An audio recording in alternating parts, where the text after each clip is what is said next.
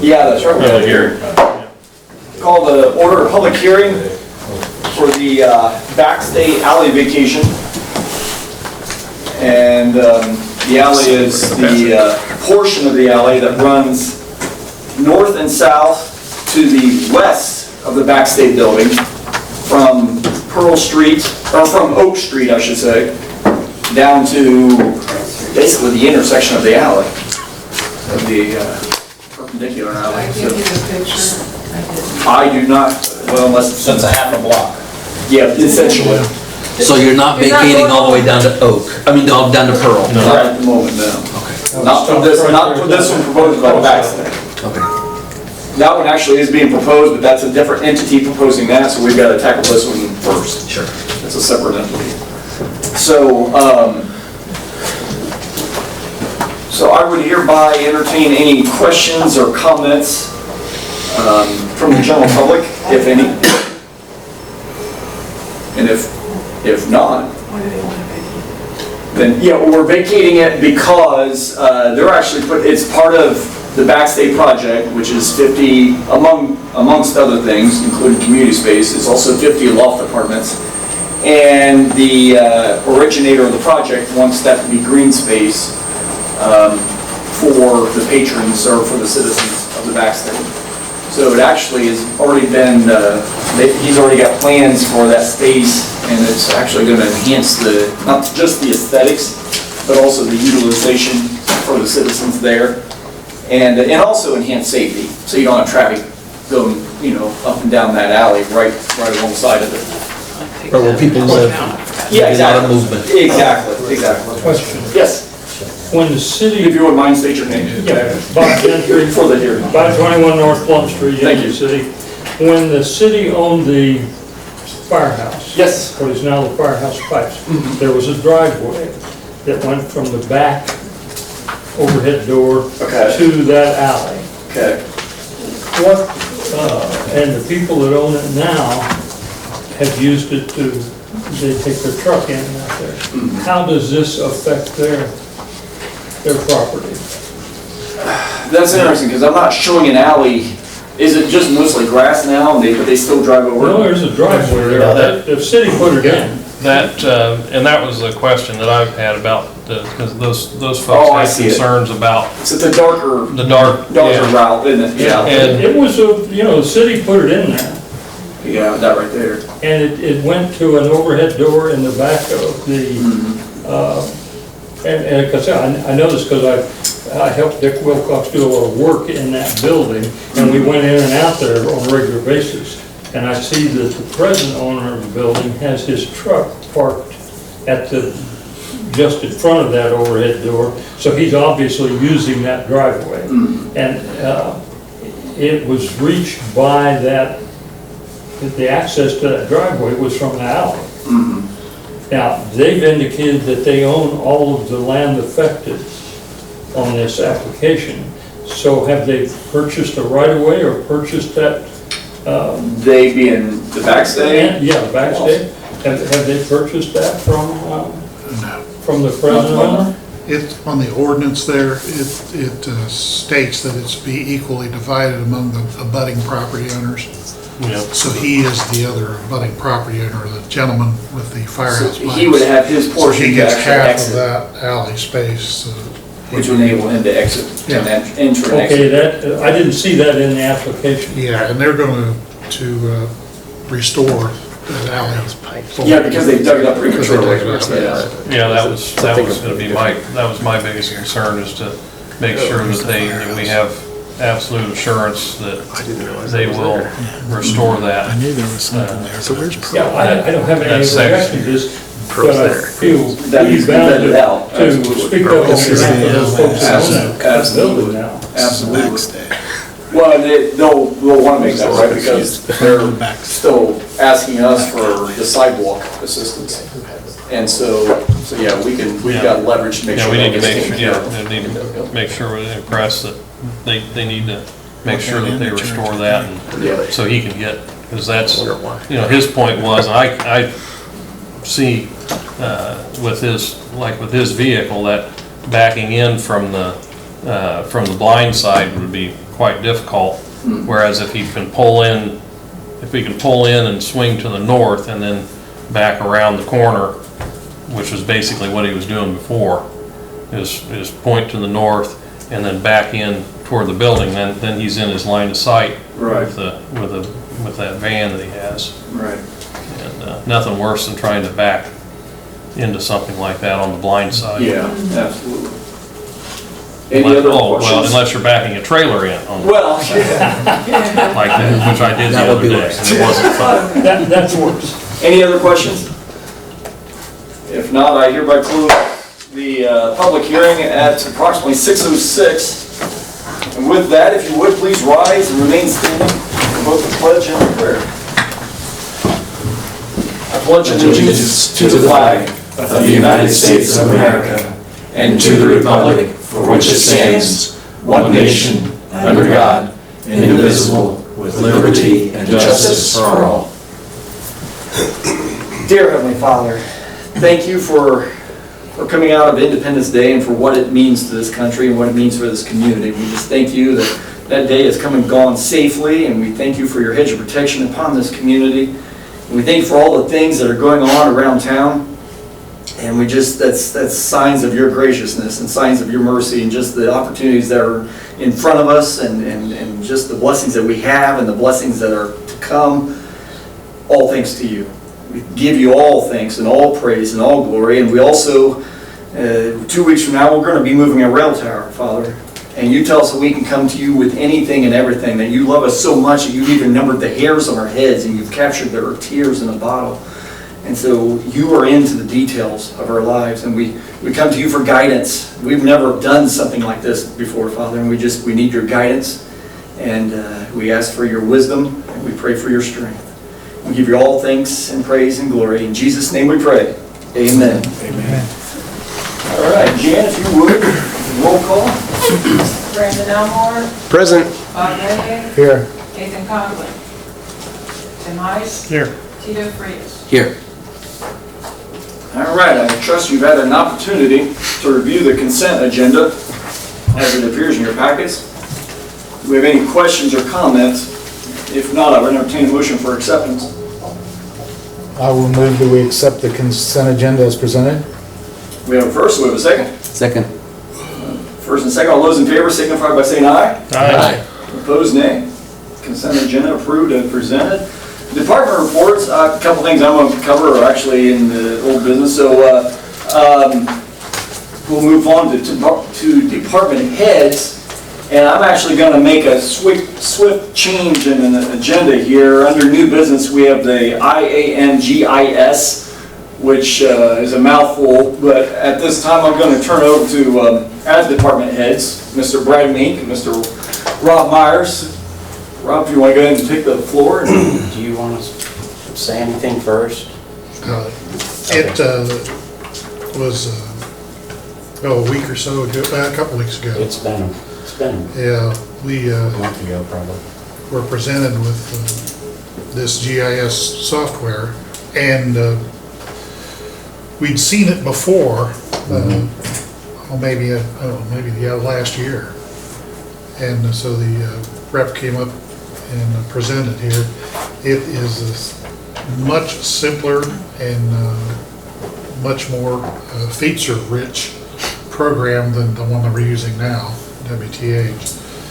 And it's kind of like a one money, and we're paying WTH every year to utilize their system.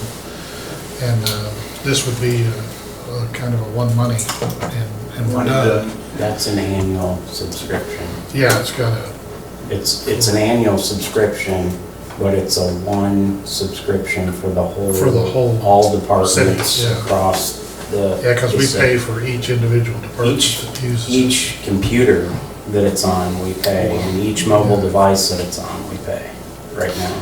And it is, we make updates to it, it's instantly in the cloud, and so it's instantly accessible by everybody that uses it. So. This thing's pretty phenomenal. I've not been involved with it all that much, even as far as using it. But the demonstration that we was shown in there it's got all kinds of features that we were looking for and hoping for and reaching for and grasping for and telling WTH that this is what we want, this is what we need, this is the direction we need to go. We were heading in that direction, but we just never quite made it, I don't believe, as of yet. The thing I like about this new system is you can go out and gather data, and as soon as you gather the data, it's there, right now.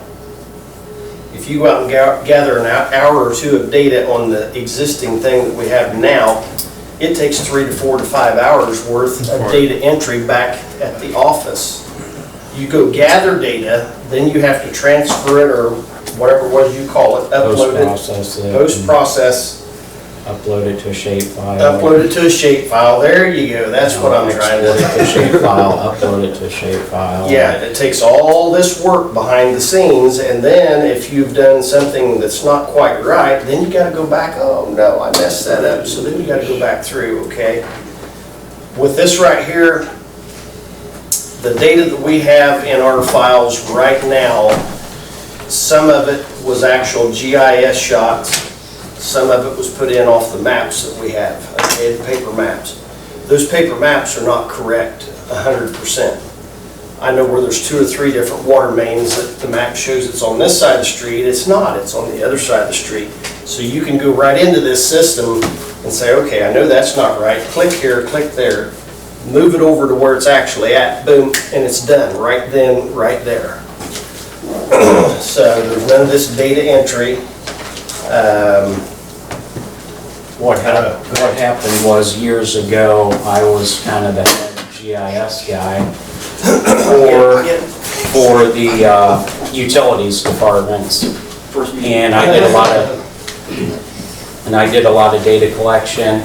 I went around and collected meter pit locations. This is a Trimble R2, and this unit either goes on a pole on a backpack that you can walk around with, or a tripod, and it sits up.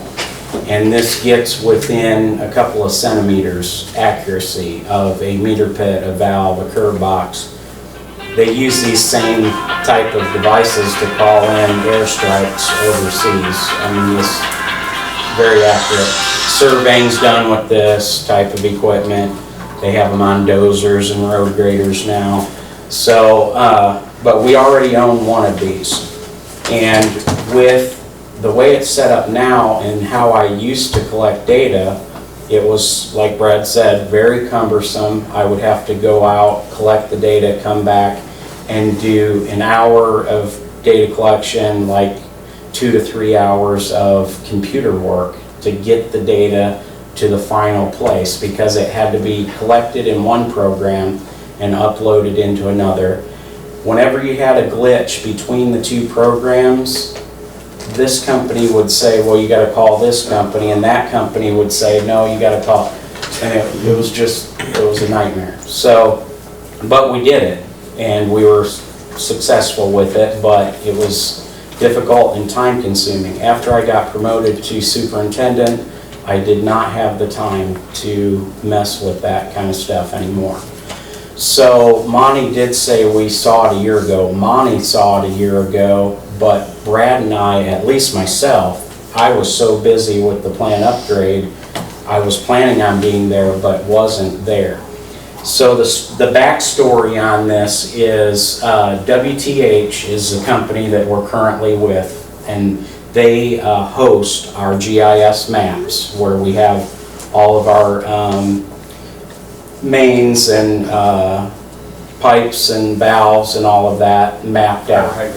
Fire hydrants, anything you can think of really.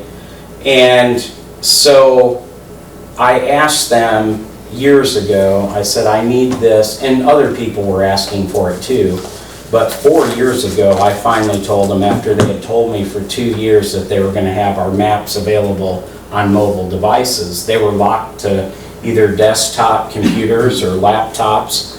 And I finally called them 4 years ago and I said, I'm jumping ship. You either get me these maps, and normally I'm pretty laid back with people and tried it, but I just had it. And I said, I'm jumping ship. I didn't have the authority to really do it on my own, but I was gonna make it happen one way or another. And they got me within 1 week. I've been using for 4 years the maps on my phone. Darren does all my locates for me, and Bob. They use a tablet, an iPad with our maps on it, and they go out and do all the locates. I don't use paper maps anymore. They're outdated. The GIS maps are now a living kind of document that is constantly changing, evolving. You're abandoning lines, you're adding lines, you're finding new information. But we haven't had a chance to put a lot of that in because of the cumbersomeness of this. The other thing that WTH kept saying that they were going to do for me was, and everybody, is to have this interact with their app and collect the data and put it right into their map in one swoop, one event there. And they kept saying it, and they weren't following through. A guy who they subcontracted to do promotional work and some programming and stuff for them, his name's Tony Schreiner. He got tired of hearing them promise this to everyone and knew it's exactly, the cloud is where everything's at. I mean, to be locked to a machine anymore is just a thing of the past. So WTH was real big on locked into the machine, and they're stuck 10 years ago and are not moving to get us what we need. Tony Schreiner left WTH, started a company, and they do exactly what we need to be done. And that's, and he demoed it in here. I mean, you can collect the data, it goes right into the app. It's called IMGIS is how you say that. So it is a mouthful, but goes right into your program. So if I went out and I found a meter pit and I got the shot, and I just instantly, I bring up a thing on my phone, put the address, put what feature it is, collect the data with the push of a button. This is Bluetooth to my phone. Anybody and everybody who has the app on their, or a link, it's a website, would have it instantaneously without me going back to the office or anything. Contractors that would come into town and they would pose a question to you, hey, you know where this is at or where that's at, or I see on, on your drawing or your map, or you've got a water main here or something like that. They could have the access right to it immediately and say, oh, okay, right here's where it's at, and they would have all that. Because right now you have to pay per 10 subscriptions to this. With IMGIS, it's unlimited. I mean, unlimited. Something that Jan and I all of you could have it on your phone. And if you have it's unlimited how many user licenses you can have. Jan and I had a conversation, if we had the time, which we may sometime, I don't know, we may hire a part-time seasonal summer help person to do it. But we could go to the cemetery, and we've got these little markers in the cemetery that denotes where all of the lots and spaces are at. They're little aluminum things, some of them are concrete, they've got numbers on them. You could GIS every single one of those things and have that right on the GIS. And if somebody called up here and asked to talk to Jan and say, yeah, do you know where blah, blah, whatever. Now, that data that goes with that GIS point would have to be put in, okay, this is Mary Sue and Jimmy Bob, whoever, right here. But they would have access to that. They could just type that up real quick and say, well, yeah, it's right there. There it is. Well, do we have a cost differential? It's obvious the reason why we need to make this transition. Yeah, it is, And we're talking about grant money too, right, Lonnie? what's that? We're talking about grant money to start us out, correct? We could, yeah. That one, Due to ARP. is that what you're talking I about? think so. Yeah. Yeah, it's $11,000 upfront cost. And that's a one-time. And then it's got a $7,000 annual fee, but again, that's For everything. for everything. No, we're not charging each individual department or whatever for that. And it's got unlimited data storage too, which is kind of crazy, but.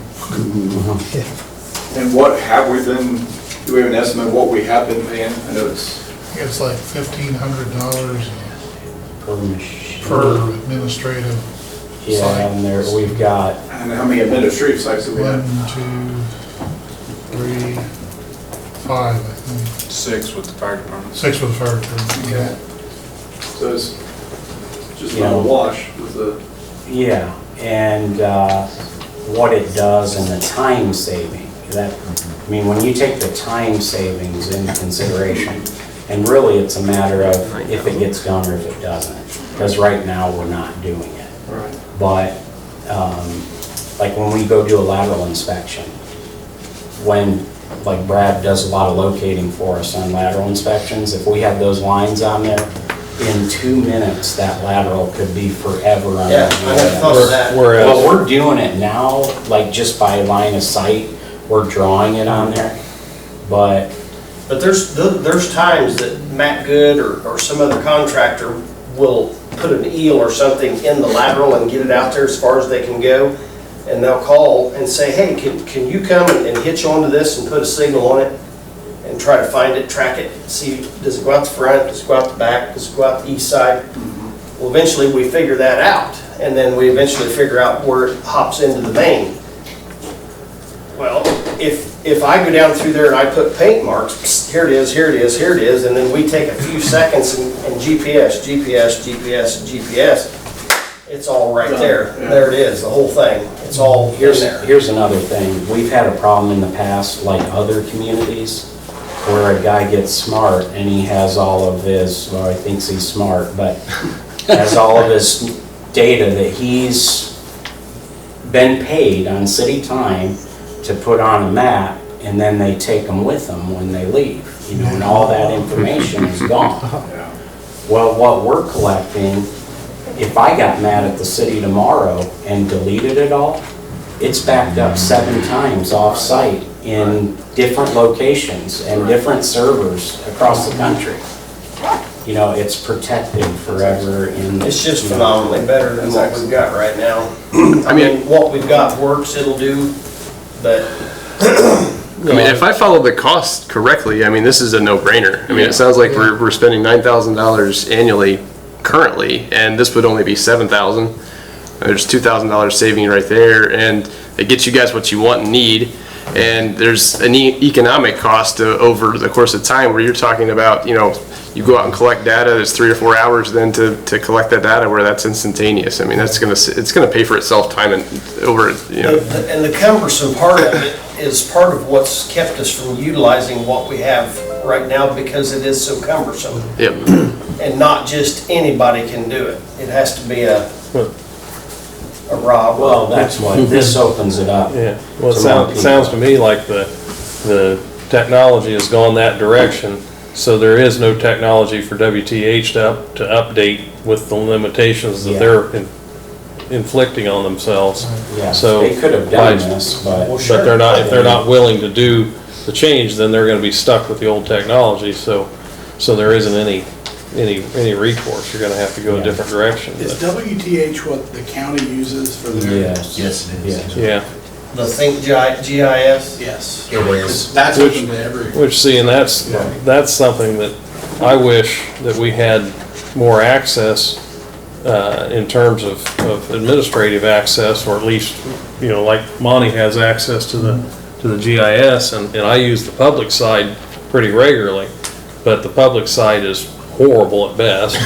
and it's pretty limited, and it would be really great to have that access, that type of access to the county system, so if you're talking, that's the difference that you're looking at there.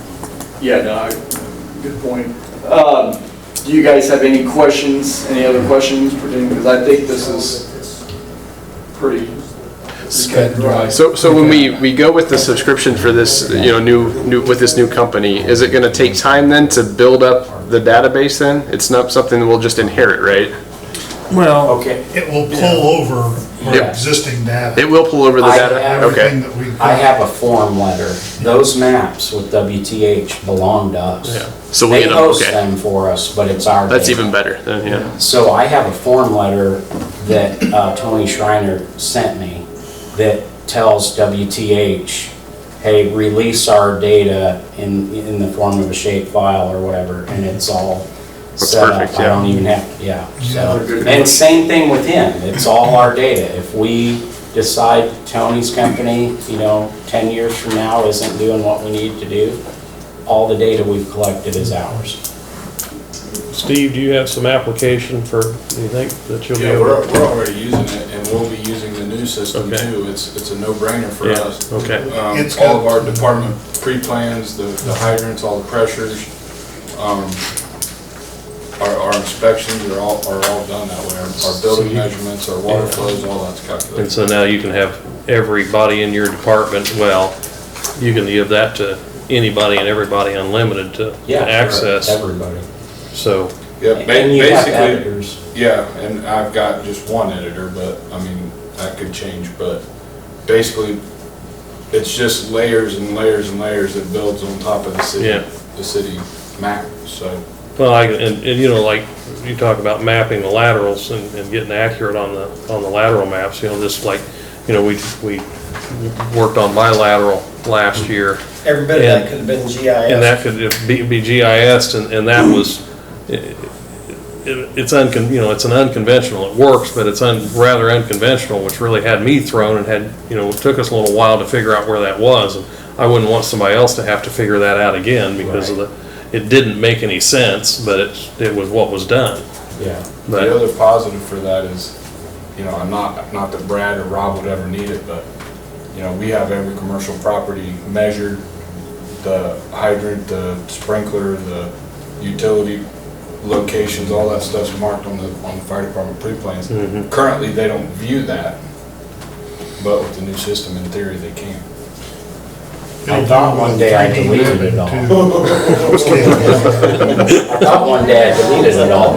Thankfully, it was just off. I can't delete your layers, Right. so well, it was off of my computer. and, there's times where with the, water department working hand in hand with the fire department with big events is something that's, We just did a $9 million upgrade on our wastewater plant. Every valve, every joint, every pipe, every tee, every fitting, anything you can imagine that was placed underground out there could have been hit with the GIS. Every piece that was installed, every conduit that was laid, every water line that was laid. It wasn't, so Rob's got work. to Yeah, do. right.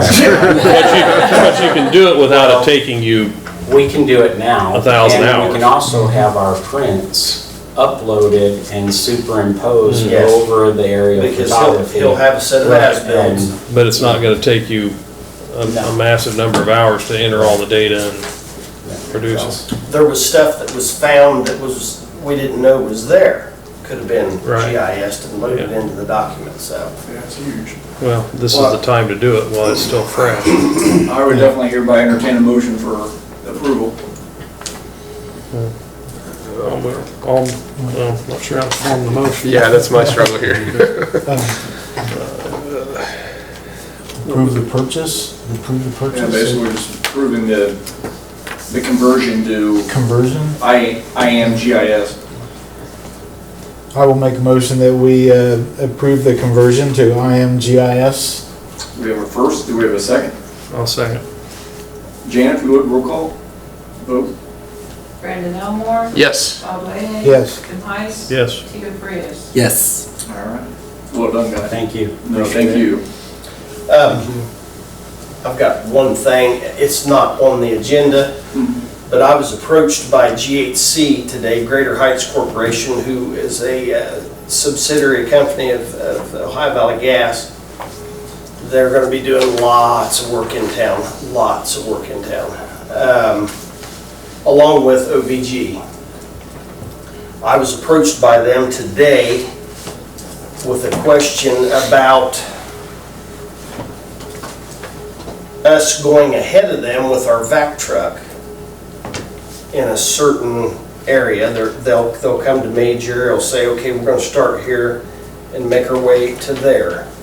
And that would give me a few days ahead of time. I told him, I said, there might be times I can't get to it, can't do it. You guys are gonna have to hand dig here.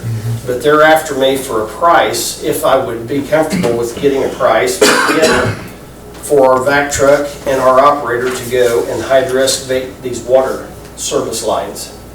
It doesn't take all that long. Most generally, I'm gonna say half hour. I don't know, we need more operators then. Right. But I'm just saying, you can most generally hydro down and find the water line in a half hour, 20 minutes to a half an hour. They want to be charged an hourly rate for us to go and find these water lines, and then we'll throw a piece of plywood over it in a cone, and that way when they come to it, they can measure down, okay, this is 42 inches. They know where to set their machine to go through to lay their new gas line. Case in point, Friday, there was one, I wouldn't say was mismarked, but it probably kind of was mismarked because it was a plastic line. We didn't know it was plastic. What we marked was the old galvanized that was still in the ground, and they ripped the line out of the ground, and we had to go down and fix it. So my plans instantly changed from this, and this, whatever I was doing, to having, okay, I need two guys to come help me, we've got to fix this. So if it had been spotted properly, it wouldn't have happened. And by spotting these lines, it's going to improve their ability to get through quicker, because right now they're spending a half a day in a section hand digging with post hole augers and spades down to locate each and every. Where'd their hydro machine go? They had a machine, yeah. Trailer mounted. All I know is that they approached me and asked me if you all would consider entertaining coming up with a price for us to hydro and find these water lines for them. So is that the city employees doing the work, or that company using our equipment? It'd be our employee. Because it's kind of wonder liability if something should break. Yeah, you know? no, it'd be on us. It'd be our truck, our operator, either Darren or Zach. Okay. As it stands right now. I put together a draft ordinance with the fee schedule on it for that. I passed that out to everybody. Yeah. You know, we don't have to do it, but I think it's something that it's in our best interest to at least have the ordinance in place. We've got multiple contractors in town now. Brad's guys are redirected on almost a daily basis to do specific projects. And if it's something that the city could be billing and recouping some of the wear and tear on the equipment, I think that's definitely within our best interest. The beauty of this is it keeps it consistent. sure. So that way, every time we are approached with a similar situation. And, you know, like at the firehouse, I've got a fee schedule on the bulletin board right behind my desk for what it costs to, you know, basically rent a fire truck and personnel and ambulance for standby at a special event, because I don't want this person saying this much and this person saying this much. We keep everything on a consistent. And here's the thing about this. We're not going to be committed to anything, okay? They want to know a price. If we're willing to bring our truck down and hydro excavate and find this line, is it $100 an hour? And if we can't get to it, I'll just tell them, I'm sorry, we're tied up right now, we can't do it. We'll do what we can for you, and what we can do for you, it's going to be this much an hour, $100 an hour, or 125, or whatever it is we come up with here. No, But we're not going to be like committed or under a contract. Right. But this allows you to have the conversation with them, and they know what to expect. And that way, if we do go do something for us, we're going to get something in return for it. Right. So. These rates came from Edinburgh's rate schedule too. Yeah, thank you. I was going to ask if that's like the market rate for that type of work. So yeah, that makes sense if it's copied from somewhere else. Cooley's has got 5 or 6 vac trucks. I could always contact them. I mean, I'm sure they have a certain set rate for a truck and an operator. $300 an hour. So I should have called Tom today about that myself, but So if they need a vac truck and an individual to run that vac truck, we would be charging $195 per hour, right? $45 for the man hour and $150 for the truck. That's Correct. how I'm understanding this. Okay, well, if you go with that rate fee, yeah. I mean, I myself don't know that it's, to me, that's a little salty. Well, Well, there's a whole economic cost to it. There's wear and tear in the I should've vehicle. called them. yeah, if something happens to the equipment, you know, something, any It's a number of things. $500,000 truck. Yeah. Yeah. But the thing of it is, I'm a very, very frugal conservative. I spend money like I'm taking it out of my own pocket, So so. that's another wrong. I am too, so I understand that. Well, and like you said, the liability is on the city. Sure. Right. Because we're operating our own equipment, so. Right. How do you guys feel with the ordinance, the way it's lined up? We can modify, you know, if Yes. my feeling is, we could pass this tonight as it stands. If, some research is done and we need to modify these rates, it's a simple amendment to Yep. change the rates, so I don't think that really stops us from doing anything at this point. We can, Because we can choose to not do the work or do the work. and we can, Yeah, that's true. the other thing, we always Yeah, have we the don't option. have to show up. The other Yeah. thing you guys can look at is, you know, GHC's coming into town and let's say they're gonna do 500 locations. They can come to this body and say, hey, we're doing 500 locations, can we negotiate this price? Well, yeah, For we this, can- for this we could, period of time. yeah. So that puts it back on your court, but at least you're setting the rate. And just for clarification, it's $250 an hour for a fire engine and a crew. So your 195 is not. It's a discount. And the trucks are, Fire truck get time too. the trucks are about the same price. Well, yeah, I guess that's a real comparable comparison because of the cost of the equipment particularly, so. But the only reason why I brought it up is because they came to me and asked if I would No, look into it. we've, quite frankly, we've done probably a little too much free work as it is, Right. but we need to definitely have a rate schedule. So just for the general audience, this is a rate schedule that would set standard rates regarding man-hour laborers at $45 an hour, back truck, $150 an hour, backhoe, $125 an hour, dump truck, $50 an hour, and a skid loader, $75 per hour. That would enable us to be consistent if there's any services and/or equipment that we would provide. If there are no objections to this, I would certainly entertain a motion for this ordinance. I'll move we accept ordinance 2021-10, an ordinance establishing fees for city equipment by title only. I'll second it. First and On the second. first reading. On the first reading, First reading. Jan, if you would, roll call vote. Who seconded that? Brandon. Brandon, Brandon Elmore, Yes. Bob Iger. Yes. Tim Heiss. Yes. Tito Frias. Yes. We did have a unanimous vote, so I would entertain a motion for suspension of rules. I'll move we suspend the rules. I'll second. We have, all those in favor of suspending the rules signify by saying aye. Okay. Those opposed, nay.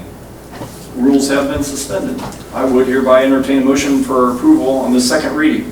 I'll move we accept ordinance 2021-10, an ordinance establishing fees for city equipment by title only on the second reading. We have a first, and we have a second. I'll second. Brandon also in a second. Jan, if you would, roll call vote. Brandon Elmore, Yes. Bob Iger. Yes. Tim Heiss. Yes. Yes. Good job, guys. All right, well, ordinance 2021-10 is approved as presented. And Yeah, again, Tim made a great Yeah. point. I mean, that's We something can- that we can continue to evaluate. We can alter that Yeah, easily enough. exactly. But we've got this established, so now if we need to alter it, there won't be any real hardship on the council to make that Exactly. decision. All right, well, moving on, again, this is unorthodox in terms of our agenda flow here. We will continue on in department reports and comments. Jan, do you have anything? Yeah, just real quick, it's at the 6-month point, so I've sent out the reports. It's good thing to check to see where we're at. We should be at 50% in our appropriations. Most of the departments are right around there. Fire is one that isn't, but we know that's because of the major work we do with concrete at the fire station. And then also I think it's the police, public safety, and that's because of cameras that we bought, but we need to do an additional appropriation for that. So that leads into, we have to do a public hearing for additional appropriations, which I will be setting up, so I don't know if it'll be next meeting or the meeting after. We'll have a public hearing for additional appropriations. One of them is for the cameras.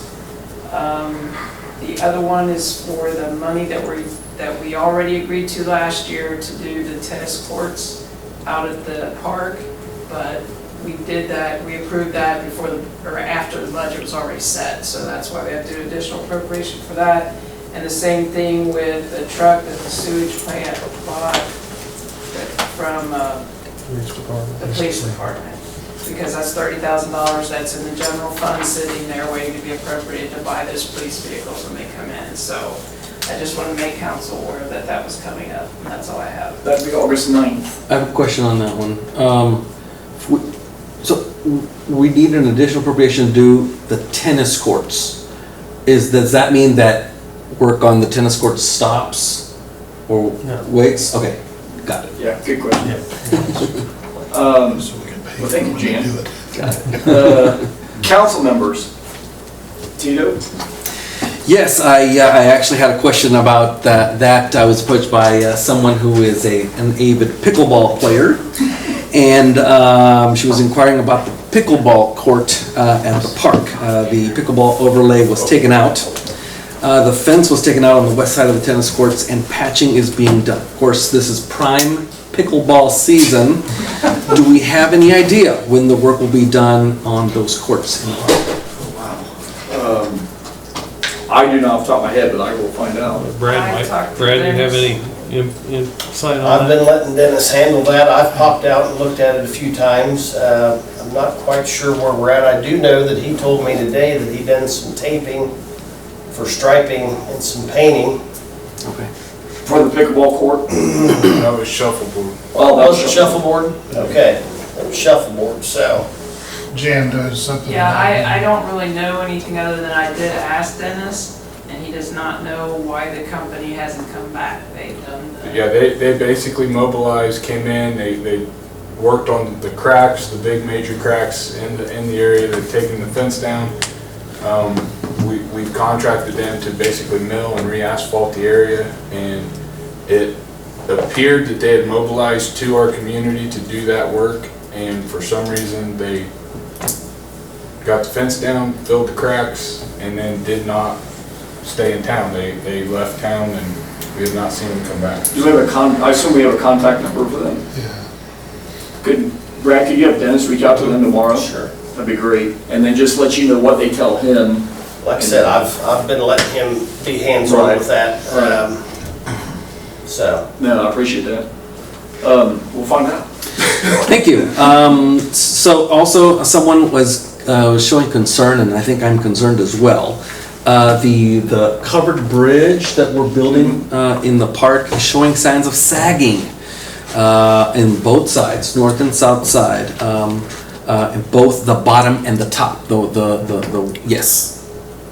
That's being addressed. That's why the job is kind of at a lull right now. That sagging is being addressed. Nick McGowan's guy was out there and they're fabricating some braces. So exactly what's going on, I'm There's not gonna be for some certain. angled braces put in. But I do know Okay. that the lull and what's going on is because of that sagging that they're gonna try to get rectified. Okay. Okay, good. I noticed in the financials that we paid $1,000 for the resident artisan project that was due on July 8th. What was that, and can we see it? We do that every month. Oh. Yeah, that's for the artist that lives upstairs, and she was working on a project for the city.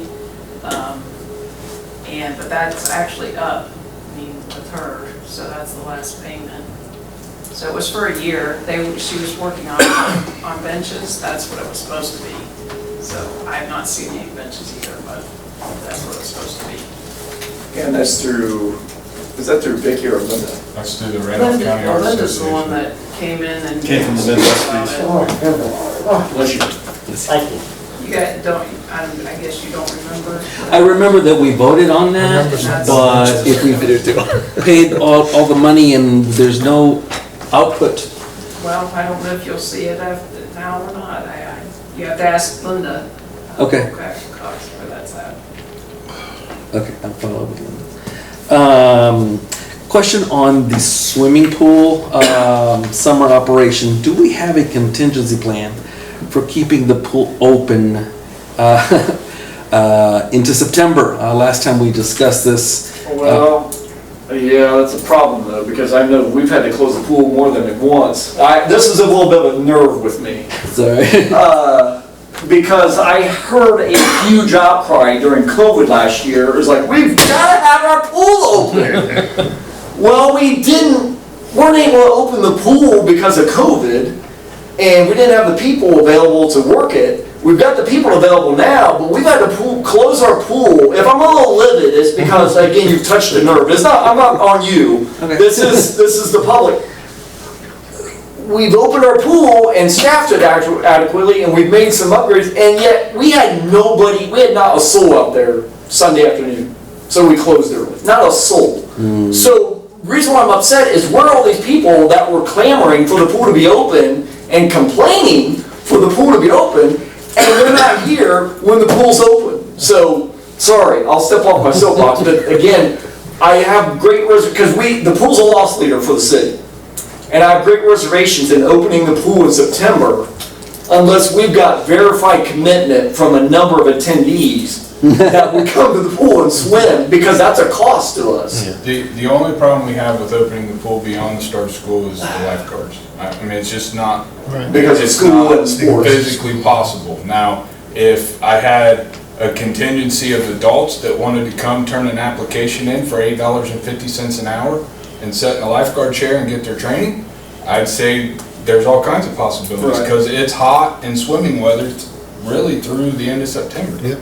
Again, I apologize for being upset, but that's just, I was complaining, my wife had to hear it the other night, because Alec is a lifeguard, and I see his moped disappear, or his scooter, and then I come home from running some errands, and it was like 1:30, 2 o'clock Sunday afternoon, and I'm like, what's his scooter doing in the garage? And I was like, yeah, they closed, and I said, you didn't have anybody at the pool? And he said, no, we didn't have anybody. I'm like, are you serious?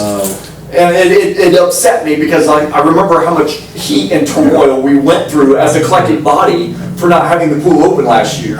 And here the pool was open, and there's no. The only reason it wasn't open was logistical. We couldn't train lifeguards. Yeah, exactly. Now we have 14, 16 lifeguards, But and we have nobody coming to the pool. this is a shoulda, coulda, maybe, whatever, it's a question that doesn't even really bear asking, but if we had it open last year with COVID and all this, would there, everybody was clamoring, would there have been anybody there? Oh, well, we can't let our kids go to the pool with the Yeah, coronavirus. that's merely speculative at this point. It's hard to tell. And So- the time we had to make the decision, it was, Yeah. everybody, one of these Let's call people don't Danny understand Miller. that decision wasn't made the 1st of June, it No, was made the no. 1st of May. Yeah, exactly. And that was put off as long as we could. Exactly. So the best I can offer you, Tito, is I can talk to Justin, the pool manager. He's available, he would be willing to keep extended hours, but it would not be able to be open until, at earliest, I would say 3:30, if not even later than that. And then it would just have to be based on what lifeguards were free enough and not committed to after-school activities to come out there and work. And So weekends might be a little bit different story. We can offer that and ask that, but I would say it's going to be almost impossible to find lifeguards available, because the lifeguards we do have are the cheerleaders, the volleyball players, the cross-country runners, the football players. Those are our lifeguards. So they're going to be busy till 5 or 6 o'clock every day of the week. What is the plan through the month of August though? Are we? It'll close when school goes back in session. We don't really have an option. So no weekends, no evenings, right now? At this point, I'm going to say it's going, yes. We tried to keep it open before, even on weekends. Kids are back into the other activities and they do not. Yep. go Well, to that's the one of the things, a And lot I of those, agree with Chad, if we saw there's a bunch of people out there during the summertime and that pool was well used, you might take the risk. But not the way it is now. Yeah. They either need to come now and use it or forget it. That's why my 2 cents worth.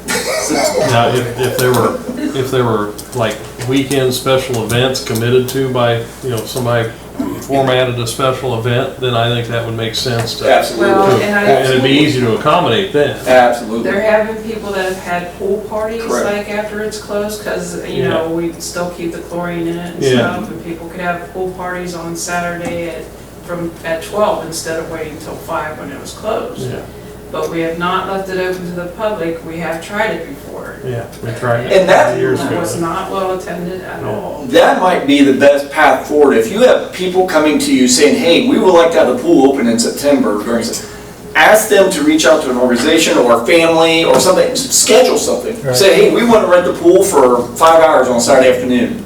And there's 25 of us. If we know for sure, and this is what the fee is to rent it.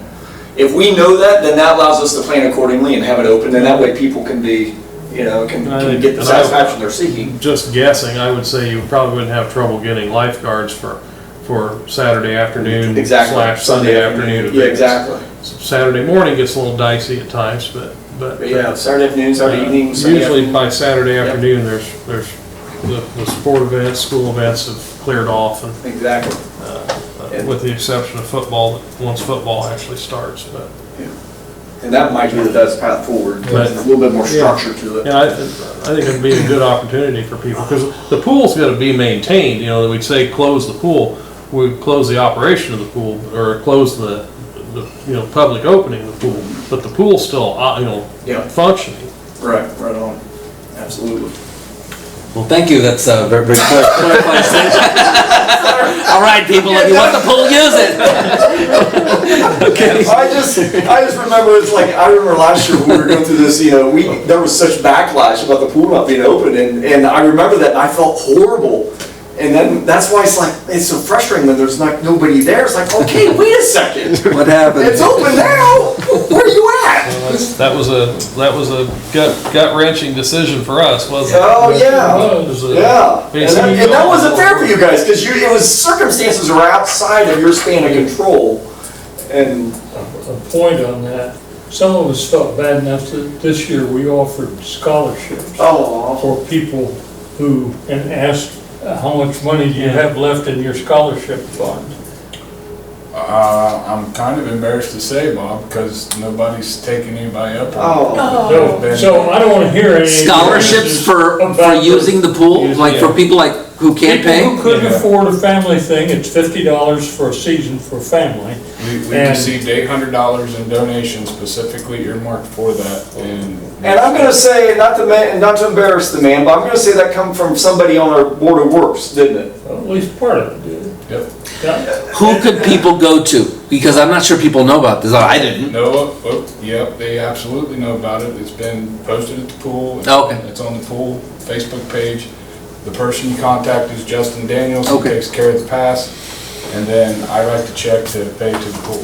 Say that, I'm going to say right now, that's thanks in part to Bob Gentry. And you can beat me up after the council meeting for announcing your name, but I want to say that because of this. This gentleman has given so much to the community and doesn't ask for a thing back, doesn't ask for any notoriety, but I'm going to give it to him at this moment because he's been huge with the rail tower, Christmas, community Christmas, downtown lights, downtown speakers, you name it. Anything's going on, Bob's all about it. And he's always stepping up and he puts his wallet where his heart is and where his mouth is, and it's a blessing beyond measure. And the fact that of all the heat that the Board of Works took last year for the pool, and then to try to make that gesture, it says a lot. Yeah. And I know you weren't asking for anything in return, and you're not even asking for this, But I just think, I I sure didn't want this. I know. But seriously though, I want to commend you because I think that is awesome. Because that's what being in a community is all about. It really I is. got an award, it says grumpy old man. But seriously, that I really do appreciate that, because that really does. That means a lot. And again, that's also another way for folks to enjoy the pool. I mean, we're doing everything we can to help people enjoy the facilities out there. So anyway, thank you. All right, anything else, Tito? You're probably about free to say. Just one more, I noticed that in our packet, when there was a mention somewhere, there was a document about the public hearing on application of the vacation approval. That document said that that it began at 7 p.m. Oh. Not 6 p.m. I don't know if that's a problem, but I just... Yeah, we looked at that, that is what it says on the document that we received from them, but when I looked at the advertisement in the paper, it said. Oh, okay, Good. So we're good. So we're clearly good spot though, because otherwise that would have been an issue. Anything else? That's all. No, good. Tim? Nothing other than just a big thanks to emergency services and city employees in general on the 4th of July celebration. Yeah, and good call out. Another great job. Yeah, it really was. Good call out. Bob? I don't have anything. Brandon? The only thing that I had with Randolph County Solid Waste Management is we met on July the 6th for a July meeting. We approved the upcoming year's budget, and one of the line items that is newly present in this year's budget is that they're looking to purchase a vehicle, a truck, that will provide some community presence for things such as them actually traveling to the recycling bins. They're looking for a used vehicle, but they're going to have it wrapped I believe at Hydrojet, and they're looking to, as they come up on a recycling bin or something like that, they'll know who they are when they show up. They're also wanting to use it for parades and stuff like that. So I don't know if we have, maybe a vehicle that is nearing retirement age that would maybe fit into this type of, category, that's, reliable, and maybe has some life left in it, that type of thing that could fit that bill, but they're going to be looking for one in the near future. So I know the county commissioners were saying the same thing. They were going to look at the county vehicles. Could you do me a favor and type something up and email it to me? Yeah. Because I'll share, just so you've got something in print, I'll share it with Brad and Steve and Kobe, and just so even if we don't have anything in-house, we can kind of have our ears and eyes open. Sure. Yeah.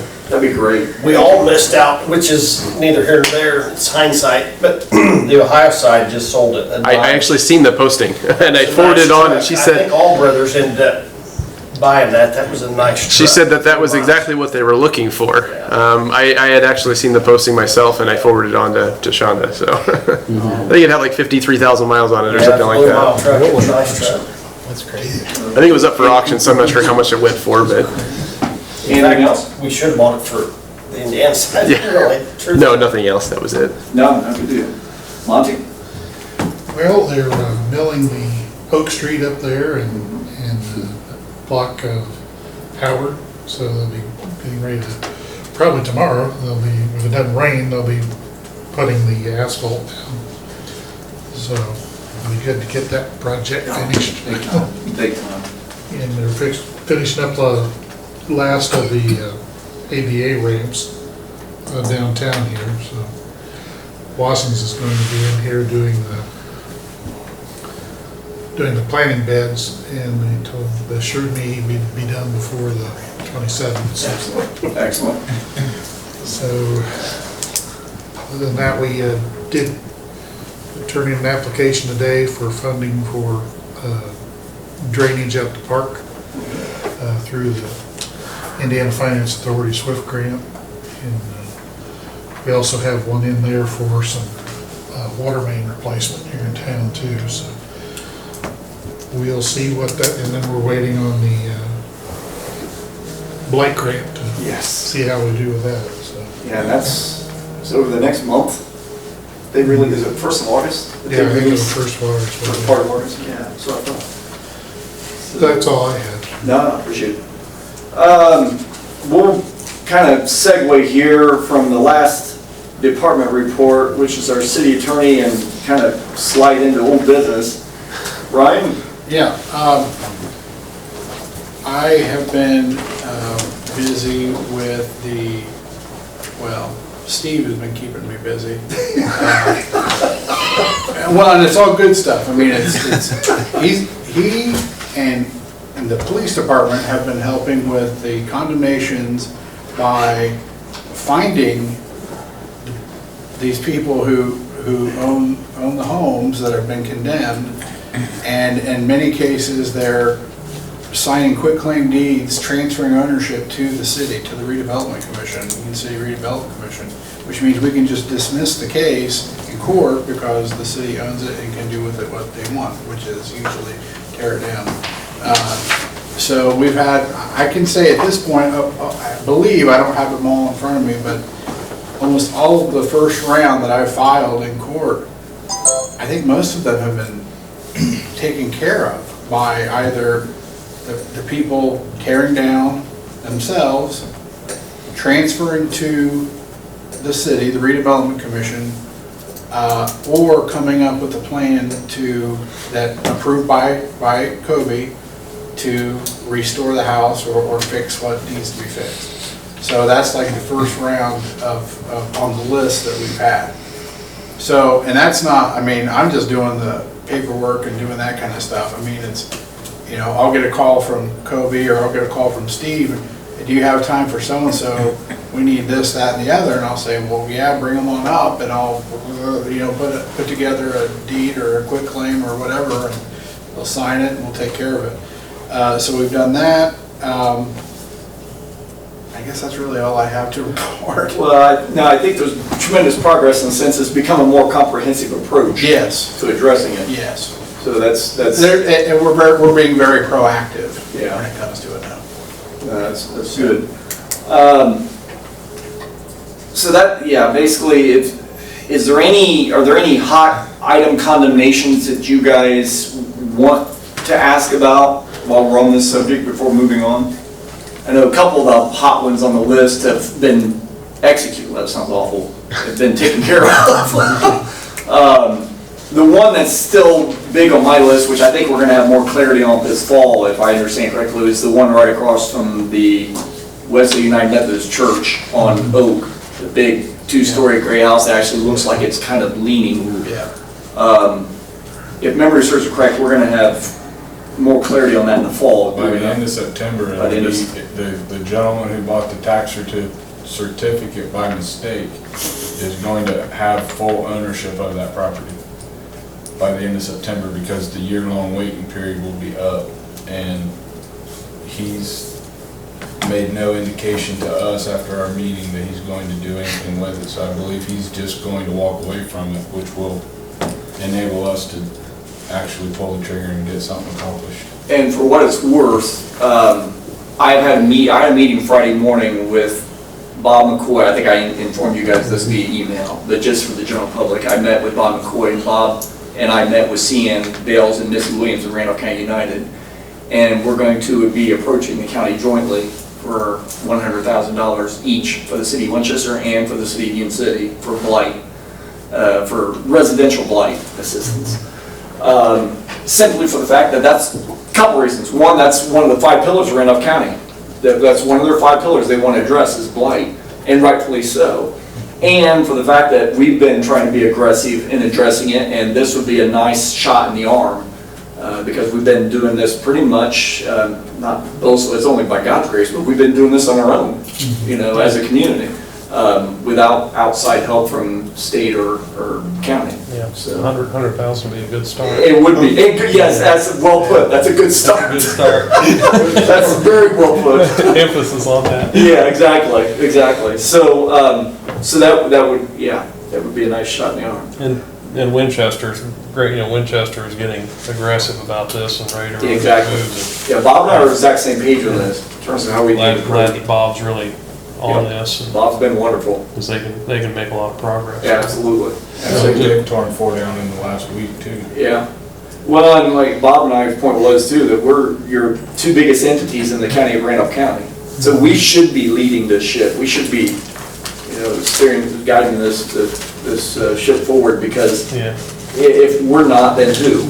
And CN made a great point, or Mrs. Wonder too made a great point too. Then maybe we can look at something proportionately for the other communities. Smaller communities, but do something so everybody in the county is benefiting. So, Absolutely. all right. Well, thank you, Ryan. Appreciate it big time. And the rail tower move, that's on old business still. I'll be so glad when we take this off of old business. It's July 27th. So the next time we have a meeting, we will be sitting here on the eve of the move. And so as you see, there's excavating that's been done in the Artisan Crossing. So it's getting real. Small business loans, revolving loan program. Did we by chance receive anything yet from Heidi or anything from Baker Tilly on? They're putting some stuff together for us, and Okay. said they would help walk us through what that would look like. Okay. So hopefully, do you think we can have that for July 26th? Yeah, we can probably have them here. Oh, that'd be great. That'd be super. That'd be wonderful. Because again, that's also something we're hoping that we can utilize potentially with our ARPA funds. new business. The backstay allocation, of course, we've had the public hearing. So that is ordinance number 2021-09. It's funny, we kind of went backwards here because we've already done 10. I didn't know you were gonna do this. No, that's all right. It's my fault. This is the ordinance to vacate the public way in the city of Union City, Indiana, the ordinance, or the alley as described earlier in the public hearing, and just a portion along, for this portion, as presented by Backstay Lofts. Are there any questions or comments? If not, I would entertain a motion for approval. Question. Yes? Does there need to be another hearing just to give or at least the abutting residents, a chance to give their opinions or whatever if they need to? Technically, no. Great question. And I honestly was in the same light as you. I thought we did too. Jan and I had this conversation before the meeting, in fact, because I thought we had to have 2 public hearings for this. Yeah, the budding owners are just Backstay and Mr. The gentleman. Yeah. That was here the other day Don't know from his last our name, house. I just call him Shadow. Yeah, there you go. So they're the only abutting property. Backstay Loft actually owns property on both sides On the half of of the it, north end of the it. north half. And for clarity's sake, that is his nickname. Yes, sir. Bob is not making that up. That is his real nickname. But yeah, that's a great question. I was the same way. I had in my mind that we had to have 2 public hearings for that, but that is not the case with alley vacation. And then we've addressed what that gentleman's name is. Sneather. That's his name. Fred Sneather. I think that's it. And they expressed, their only concerns was that Restoration of the portion. that. Yes. They were okay with the vacation otherwise. Correct. That was Just the one we- thing that was trying to get through the discussion with them there. was Exactly. To make sure that they seemed to be okay with the vacation, so. Exactly.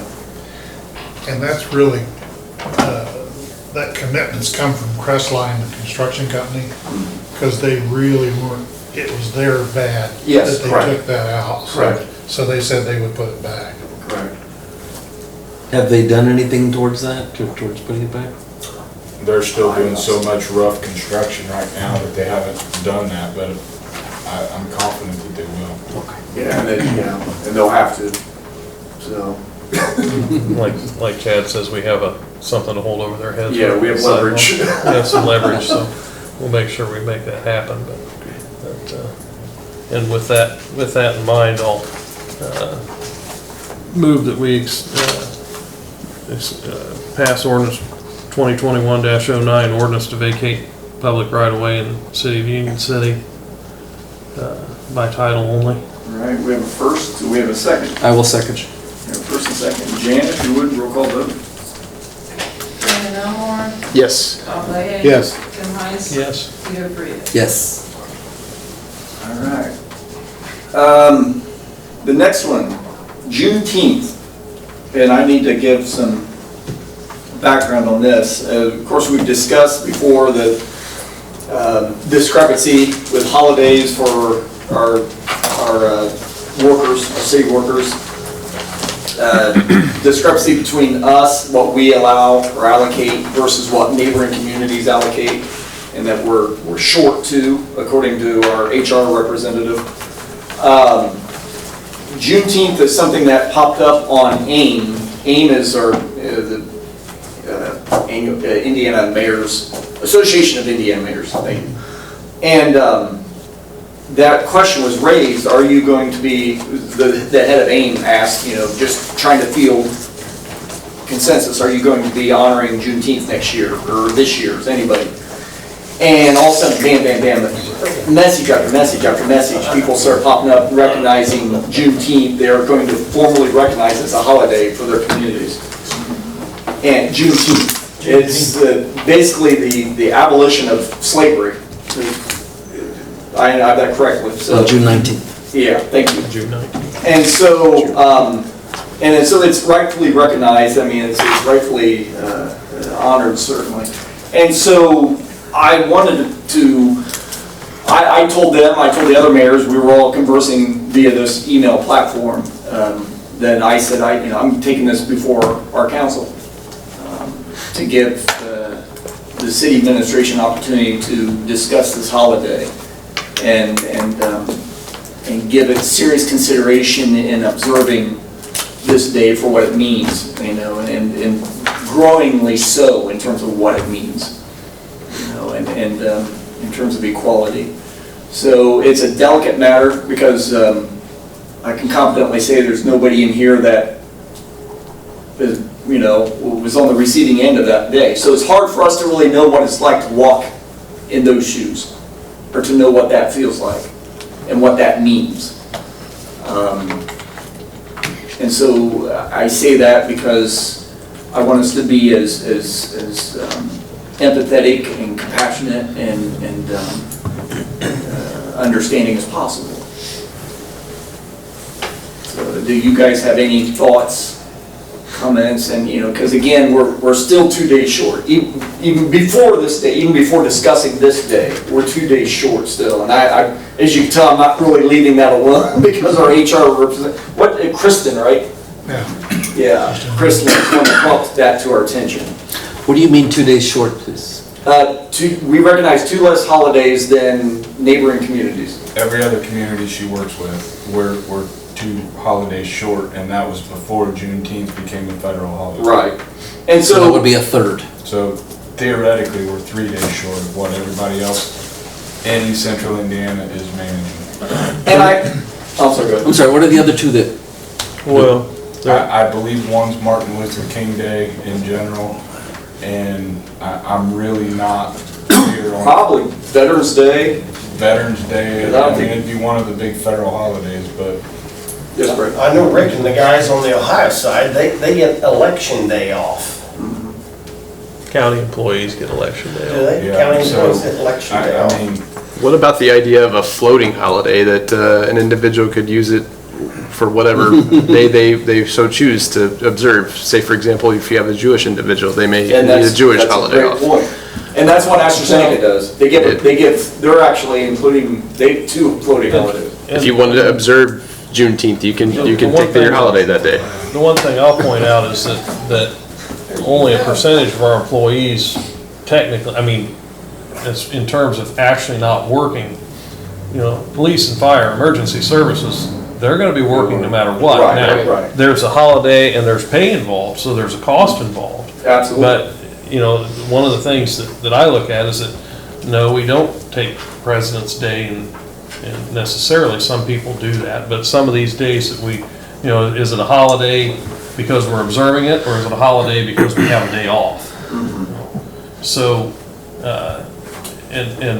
like my observation of the 4th of July was on the 4th of July, the 5th of July I worked.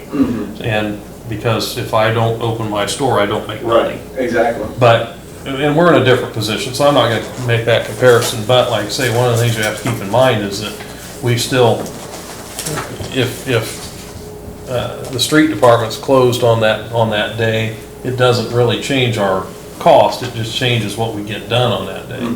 But emergency services, that just means more money that we will spend.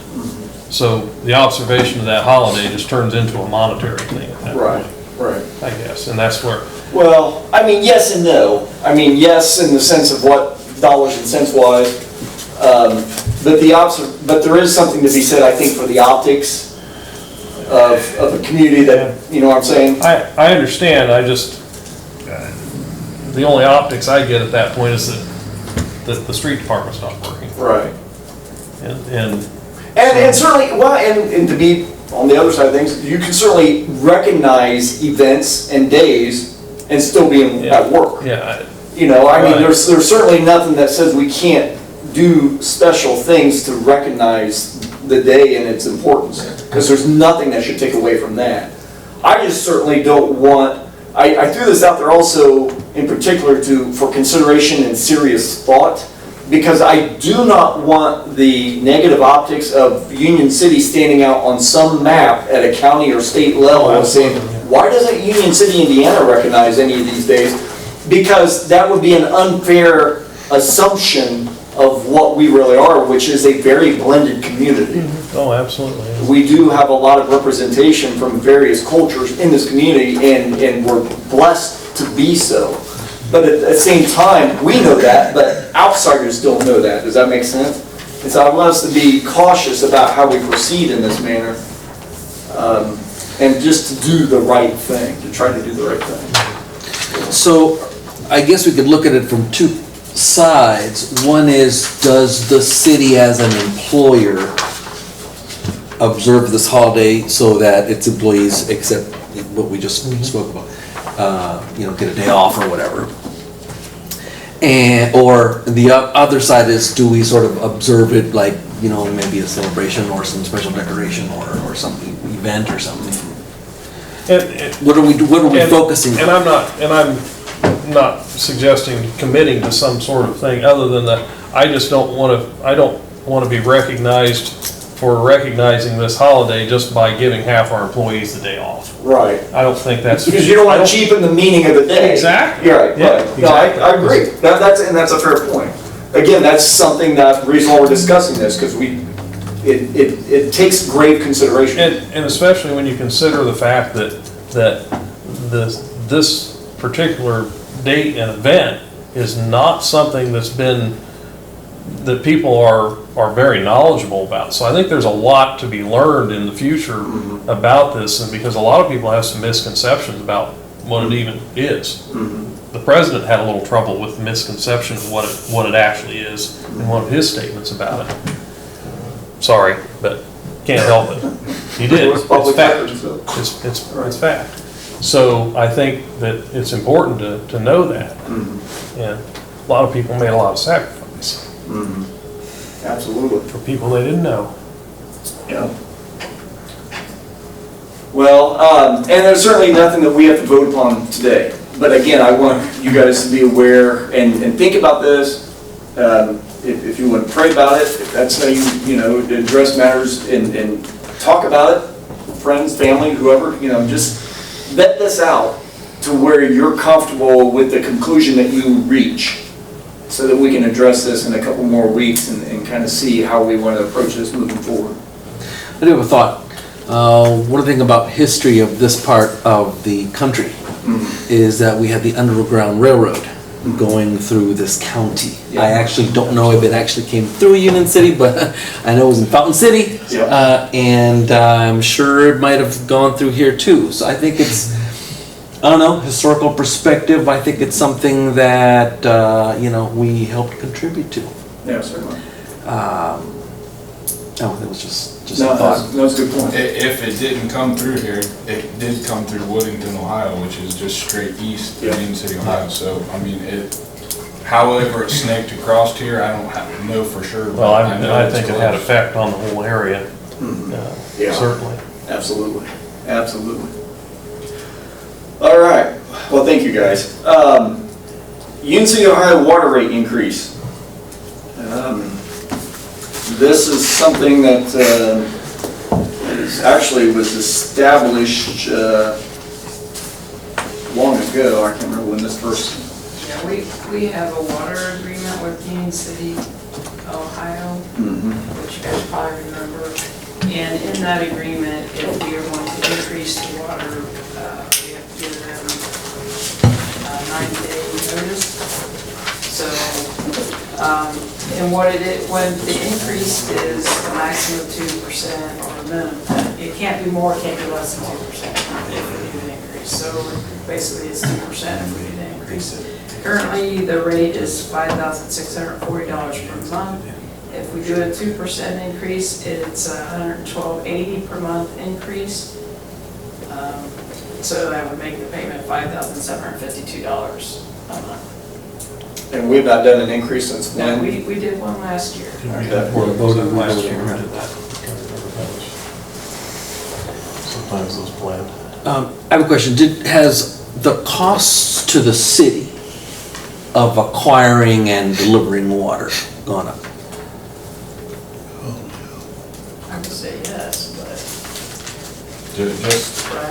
Just a simple conversation would be yes, because our water employees, our utility workers got a raise.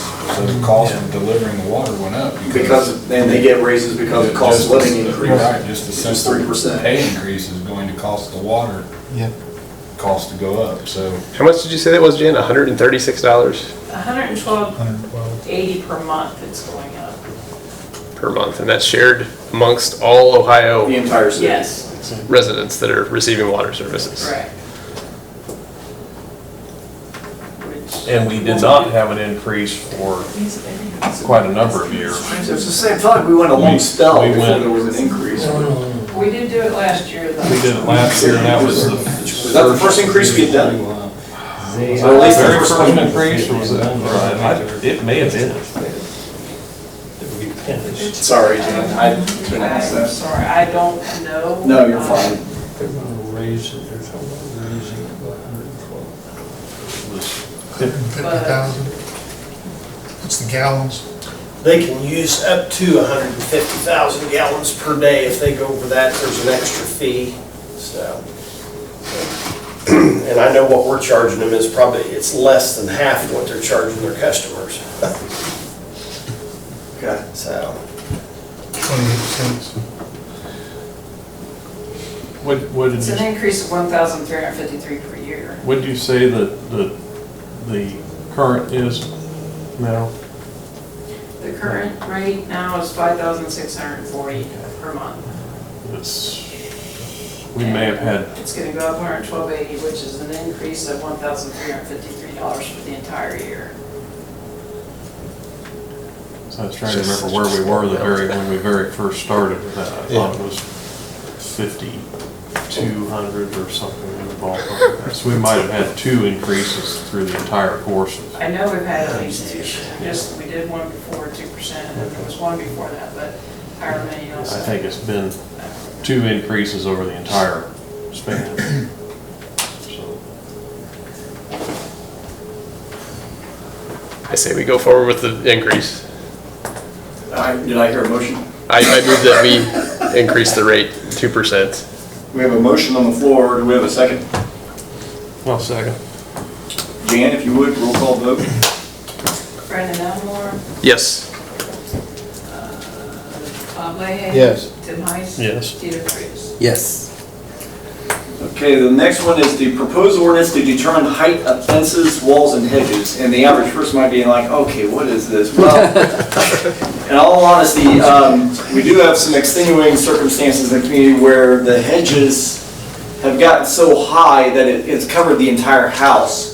And what people need to realize is in the case of an emergency medical situation, that steals valuable time in personnel entering a home if they've got to go in through a window to save someone's life. And when you've got an entire house that's overgrown with hedges, then you're actually putting yourselves or other loved ones at risk. And And so this isn't for, well, I mean, you read the ordinance in terms of the outline, how it's stated. I'll get the wrong one in front of me, you get the right one in front of me. So basically, they're talking 4 feet for a hedge. So I don't know, That's the backyard, I think. I think the front is 3. 3 feet. 3 feet in the front, 4 feet in the back? Yeah, 3 feet in all required front yard and corner lots, 4 feet in all required, yeah. That's on corner lot, that's on the corner. No, that's on corner lots, it says 4 feet in all other required front yards, so it is in front as well. 4 feet in front. So, And is it it's fences and walls, but you've mentioned hedges. Is the hedges also in the ordinance? Correct. Like, by hedges, I'm thinking bushes, is that? correct, Is that correct. That's also in the ordinance. We have a place on Division Street, where I know the place has disappeared, thanks to hedges. Yeah. And We have one on Oak that's rapidly disappearing. We Yeah. have more than one on Oak that's rapidly There's several, disappearing. right? Yeah, there is. The other thing is that we have a situation on, in the south part of town where the hedges and the overgrowth is damaging a property line fence. It's just time that we start navigating and managing this problem, because it's just accelerating at this point. Yeah, I think the county has some fence ordinance, but they don't address the hedges at all. And I was going to look up the county ordinance and make some comparison, and I just flat ran out of time. But it looks like we're pretty close, other than I don't recall the county ordinance even allowing the 8-foot fence. That this, I mean, we're I think our proposal's got an 8-foot allowance for the very back of the property. Yeah. And I don't think I don't know that the county even goes that far, which is. I think 8 foot's probably a little high. I think 6 Eight foot foot's is. for Yeah. non-residential. Oh, okay, I yeah. can see that on a commercial property. The issue with the county ordinance, I think, is it would be a zoning ordinance. And there's nobody really Nobody to to enforce enforce it. zoning, except that the zoning director would write them a letter. And I don't think that discourages anyone. Right, that's a good point, Bill, thank you. So this allows us to address this as a code enforcement. Yeah, good. I think for hedges, I mean, we're talking about bushes and I guess small trees or whatever. I mean, those can be cut, whatever. But do we know of any fences or walls that residents have installed that would? I don't know of anything that exceeds 6 feet in height. Yeah, because that's pretty tall. Yeah. But you're afraid if somebody built it 30, 40, 50 years ago, Be grandfathered in though. they'd be, yeah, you're right. Yeah, Yeah, I mean, unless it was Yeah. a traffic hazard maybe or something like that. Which I don't know of any of those situations. But my mind veered straight toward the hedges, some of the places that disappeared because of the hedges. I just want us to like avoid imposing a hardship on someone that has, built or installed something that causes them extra cost to replace it or adjust it somehow. Because when they built it, it was okay. Well, yeah, when they planted it, I'm sure it was okay. Right, no, I'm talking about the physical wall or Like a fence, like fencing wall, hedges, yeah. whatever, those can be cut, right? I don't know who said it earlier. I'm like whoever said it earlier. I don't know of one wall in town that's higher than 6 feet or 8 feet. like I said, I think I probably have it's not a fence, it's a bushes that are a good 5 feet tall between my backyard and Dr. Chambers' backyard. But I also have a dog run that comes inside that. So, but there is a hedge that's very tall between where Dr. Chambers used to live and where I live. And it hasn't seemed to grow very high. I mean, we keep it down to that. Well, But it also blocks me out from Columbia Street, looking at Columbia Street. well, but it's not right up against your house though either, is it? No. See, the genesis of this was where it's actually basically swallowing up the house. Yeah. That's the genesis of this ordinance. Which is where the enforcement of it actually. Exactly. And or exactly. swallowing the neighbor's house because Yeah. of the direction of the growth. Right. Yeah. You know, and yet the other thing, you know, there's a property on the corner of Pearl and Walnut that has a 4-foot chain link fence in the front yard. That 4-foot tall chain link fence is not being cared for, it's not being trimmed, it's going to become very sightly. There's already bushes growing up in it. The grass is becoming out of control. At some point in time, we're liable to put our personnel in that environment, having to maintain it, having to mow it, having to trim it. The reality is that 4-foot tall fence just should not be planted in the front yard of that property. But there's nothing on the books currently that says that it can or it can't be, so people can do whatever they deem necessary.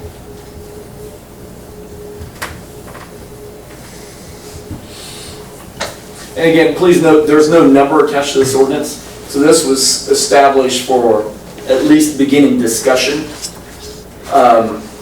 So we don't have to vote upon this tonight. You can, again, take this next 2 weeks to go around the neighborhoods and see in what way, if any, might this affect what you're accustomed to seeing, and then have some discussion with folks and see, you know, what are your thoughts? And We are happy to take you on a tour. yes.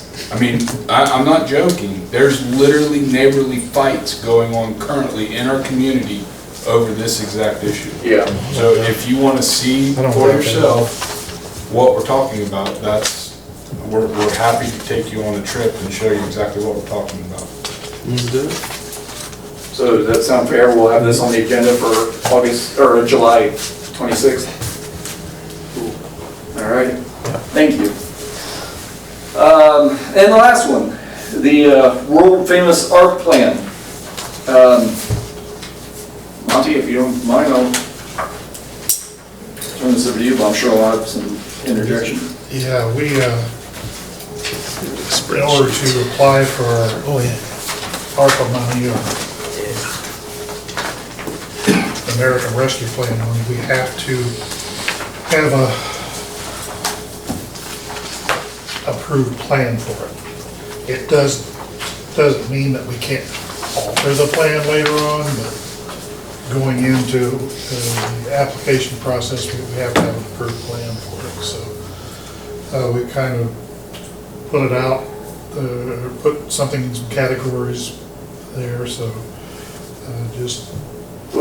And just to clarify, we approved one version of this, but we've also found out in the meantime, we were hoping to save between $300,000 and $500,000 for infrastructure for Plum Street, for the Plum Street housing development. Well, as of now, the knowledge that we had is we cannot use it for that. What we can use said dollars for would be anything from a civic standpoint that enhances social distancing from COVID. And I know some people might roll their eyes at that, but it is what it is. I mean, there's actually city buildings being built to allow for social distancing among personnel because of COVID, what we learned from COVID and knowing what we might go into down the road. You know, God forbid, but just for preventative measures. With that being said, we need more office space over here. We are out of space in our city building. Cindy Mink, wife of our excellent street departments leader, is really working out of a storage space. That's not supposed to be an office. If you know, she only has 2 walls. But we're not proposing moving her, but what we are stating is we have no more office space, we're confined, and we want a downtown office space for Steve, with him working with our small business development, our small business owners, and the legwork that he does every day. So, and we have no worker to put him over here though. So our proposal is to help facilitate the development or the completion of the Vision Corner, which we're sitting at 360 roughly right now, and we have X amount of dollars already committed from Randolph Eastern for anything that has a barcode on it. Because since they don't own the building, they can't commit to anything, drywall, flooring, anything of that nature, but they can do all the contents. So they've committed to the contents of the vision corner, but we still got to finish out the drywall and the floors and so forth. This money could be allocated toward that because it would allow us to establish an office in that space between the KISS studio, actually behind the KISS studio and Apache, for Steve to have an office. And that's where he would office out of. And those funds could be allocated from ARP. So we're in a position where we've got to do something with this money, otherwise we lose it. We do have to spend it. We can't sit on it. But it's very stringent in terms of how it can be used. So we've got to be creative in how we allocate these dollars and try to do the best we can in terms of creating a payback for the community. So that's why this was set up the way it is. The revised, I guess, the way it is. Tito. Yeah, I did a little research and I found a document, I'm not sure if this is the one that applies to this. It's called Fact Sheet, the Coronavirus State and Local Fiscal Recovery Funds will deliver $350 billion for state, local, territorial, and tribal governments to respond to the COVID-19 emergency and bring back jobs. I think we're talking about the same thing. And in this document, it had all kinds of cool suggestions or things that we could use the money for. And I just would like to highlight some of the ones that sort of popped out at me that I think would be awesome for Union City. It says that one category was that we could use it to support public health expenditures. And it literally suggested things like mental health and substance abuse treatment. And I thought that if we can somehow support that in relation to how that has contributed to child abuse. Remember Nate last week was talking about the child advocacy group. I'm sure they would be able to identify some cases of that need some assistance in terms of mental health and substance abuse. And I think we could. I don't think that would be very costly, comparatively. But it's something that would be high impact for the people that were worst affected by the pandemic in this town. That's something I would love to see. They said remediation of lead hazards in the water supply. Do we have any lead? I know we've talked about this before, but I just wanted to ask again. Do we have any lead anywhere in our water supply system? Because this literally said that we could use funds to remediate that. So I think here's an opportunity. We've got money that we can use for this. That I think it would be awesome if we could get rid of all the lead in our water supply. It said that we could fund early learning services. And interestingly, literally today, someone reached out to me because they were unable to enroll their 4-year-old in preschool. Definitely not free, since it's free to some people, because the person earns just over the what she's allowed to earn. Single mother, working hard. She does have an option, excuse me, for her child. She works out of town, and I just think there are people like that that could use some assistance, and that's a possibility. We got money. We could use it for that. It mentions budget shortfalls, and we've been talking about budget basic services, police, EMT. Did somehow we earn less because of COVID? Did we get fewer tax revenue or less tax revenues because of COVID? We don't have an exact figure, but we've not been negatively affected as much as what.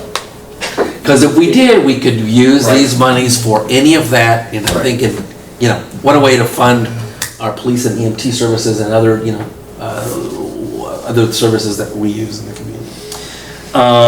Retrospective premium pay for essential workers was listed in there. And didn't we have a discussion about how in a neighboring community, our EMT and police were getting some premium pay because they were at risk, essential workers going into homes and so forth, and getting further exposure. This is, we're allowed to pay retrospectively to them in case we want to go that route.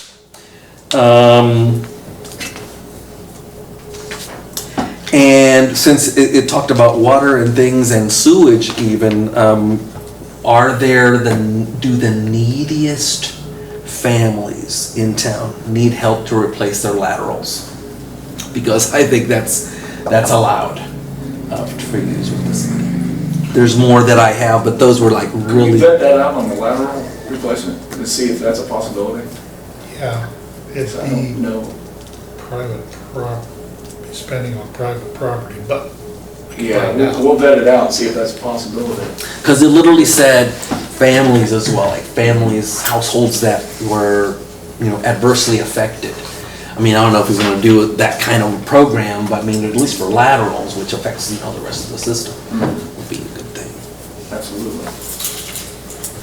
No, and there's also the figure here, you make a couple great points, and the figure says 720, but I think it's actually 776 or 770 that we're actually receiving.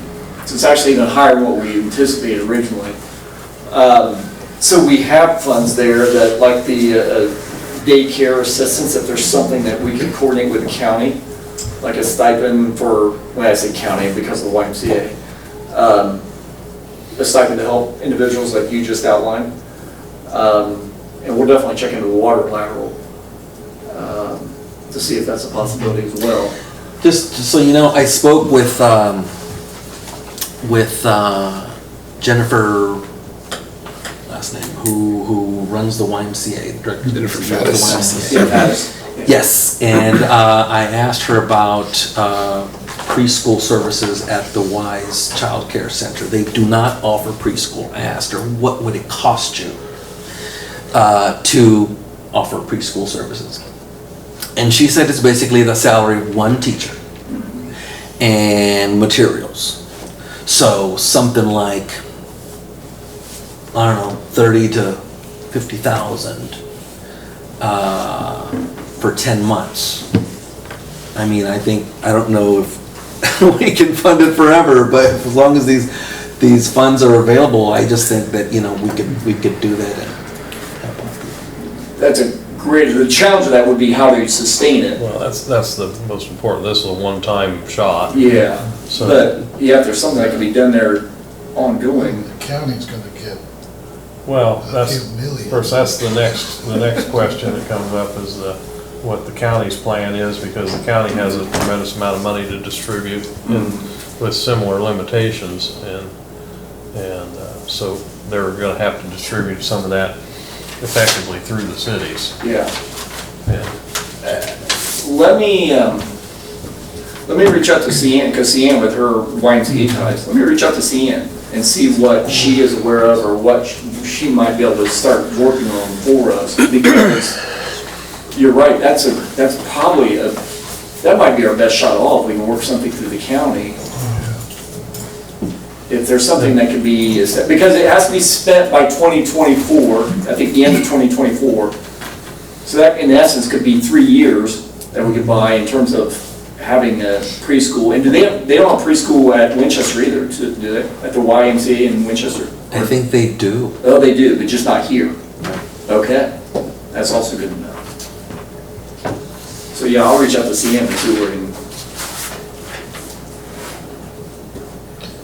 the one thing to point out, we've got a significant amount of money in water infrastructure in here that, as far as the filter replacement, that effectively we're going to have to do anyway, at some point in time in not too distant future. So that those funds, the funds to remediate lead lines and so forth, it can be looked at in terms of this effectively is going to get us relief on that if we use monies in that direction. Yeah, absolutely. And water infrastructure is one of the things stressed on the county too, and they don't have any water infrastructure. Well, and the 100,000 we have allocated toward filters, that's considered for our matching portion, is it not? Toward the SWIFT funds that we've applied for. So that frees 100,000 that we would, if we would normally do that. Otherwise, that frees 100,000 for us to use for lead line remediation, which we're gonna have to do, which Brad's been concerned about It's coming. coming and the cost of that and the logistics of it. Here's our chance. So, I mean, that's gonna, doesn't really matter how you call the money on the grant, we're gonna spend, Right. we're gonna have to do it. Yeah. We're gonna have to do it all anyway. You can go drive up and down any streets you want in Winchester and Indiana American Water. They've got they're almost done, if they're not done already, on their lead line abatement. So. What is the typical fee for like a given residence? I'd have to just keep track of it from start to finish.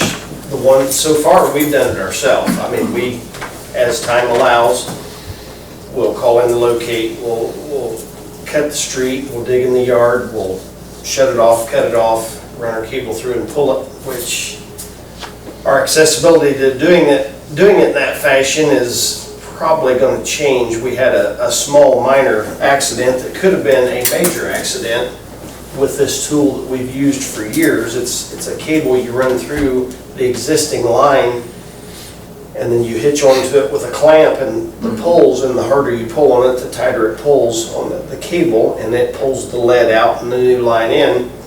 Well, up here on Pearl, in the midst of this, or Oak, I'm sorry, getting the street all redone and the sidewalks, we went ahead and replaced all the lines that needed replaced and abandoned the ones that needed abandoned. And in the process of pulling on one that would not pull, the cable clamp came off and flew at the back of the backhoe and hit the glass, and knocked all the glass out and hit Jake in the shoulder. Totally unanticipated. I mean, it's not supposed to do that. And I don't know how it done that. I don't know if they didn't have the clamp on the cable in the proper fashion, but it happened. So, in discussion with Monty, we're not wanting to proceed with that any further because it could happen again. And the next time it could go through the back window and hit somebody in the head, or unless we can make some type of a protective device there that would stop that.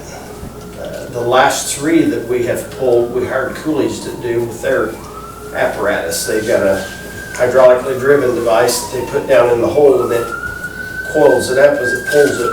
So what was the fee? Do you remember what the fee was for? Oh, I've got the paper down in my office. I think they charged us $1,200. For all three or each? Yeah, for all three. Okay. We did all the labor. We had them ready. All they had to do is drop the machine down in and hook the cable up and turn it on and pull it. So estimating, if you had to shoot from the hip, estimate what are you thinking in terms of number of properties? Just to get, I guess. Ballpark, not hold you to the figure whatsoever, just. With what's already been done and with knowing certain areas that I know do not have lead, such as like the park development. Diebold and Caroline, there's a lot, but I'm gonna say 12 to 1,400 service lines.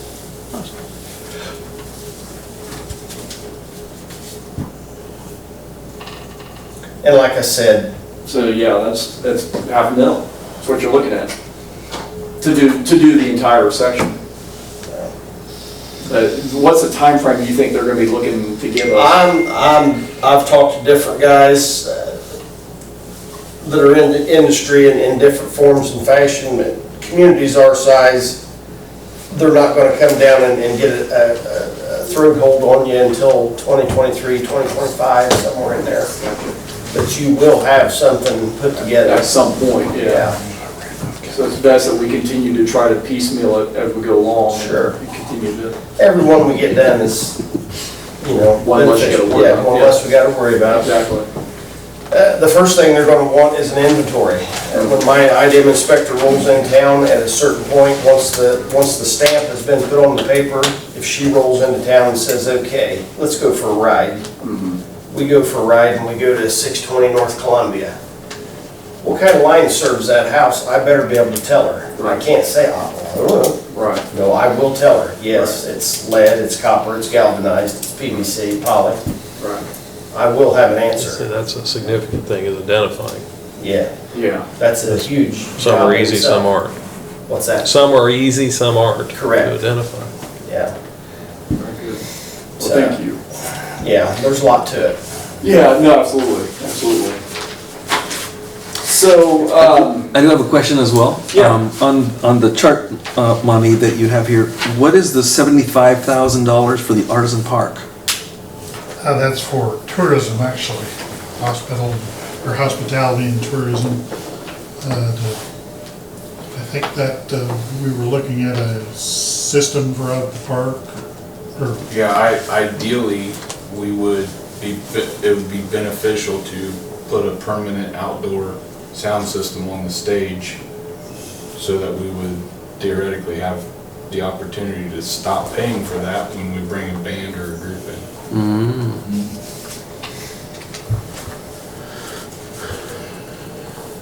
That's a significant cost, isn't it, when they bring their own sound system? Yeah, it's between $500 and $1,000 every time they come in, depending on who's doing it.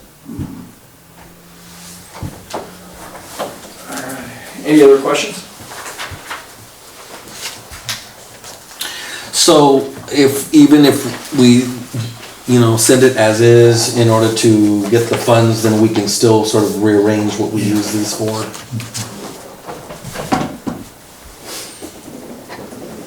You need it, you don't need, we already voted on this before, do we need a new vote? We didn't vote on this.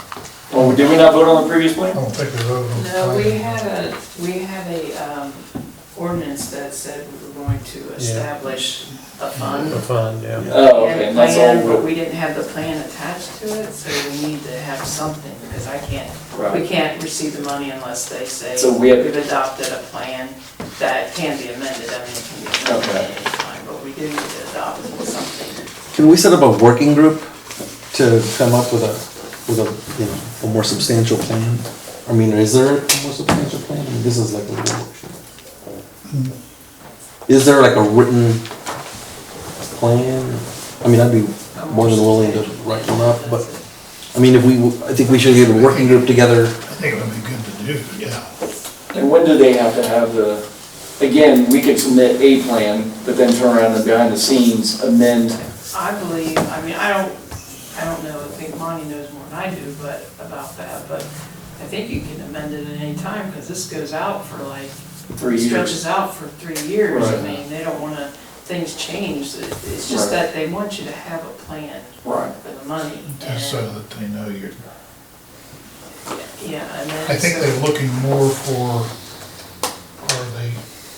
are there categories that they're looking at acceptable? Right. Now, they don't care if you swap stuff around, just as long as you're using it according to their guidelines.